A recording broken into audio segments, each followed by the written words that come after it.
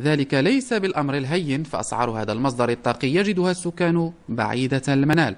150 درهم للقنطار مبلغ لا تقدر أسر إقليم ورزازات على تأمينه. رابورتاج عبد اللطيف بن طالب ومولودي زين الدين. قد تبدو عملية طهي الخبز لدى هذه المرأة البدوية أمرا عاديا وسهلا، إلا أن مجرد التوفر على حطب الطهي أو التدفئة يعتبر في حد ذاته من أساسيات العيش في العالم القروي. أي دراري ما النقطة تفتو ما النقطة توريم أنا فتو زيك صباح.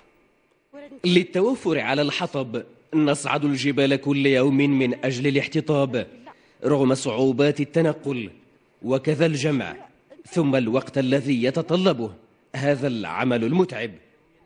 يومين نفتو ورزت فنكرافت جرس والو والكينيت والو. توفير حطب التدفئة من أكبر هموم سكان العالم القروي، فانخفاض درجات الحرارة والارتفاع عن سطح البحر يجعل قيمة الحطب تزداد أكثر مع كل شتاء بارد.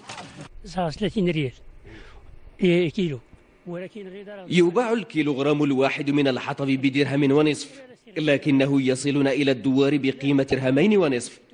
نحاول قدر الإمكان توفيره، ففي الشتاء قد تنقطع الطريق بسبب الثلوج. بانعدام حطب التدفئة نلجأ أحيانا إلى استعمال أخشاب البيت من أعمدة وأسقف وأبواب، فظروف انقطاع الطريق قد تصل إلى شهر وأكثر.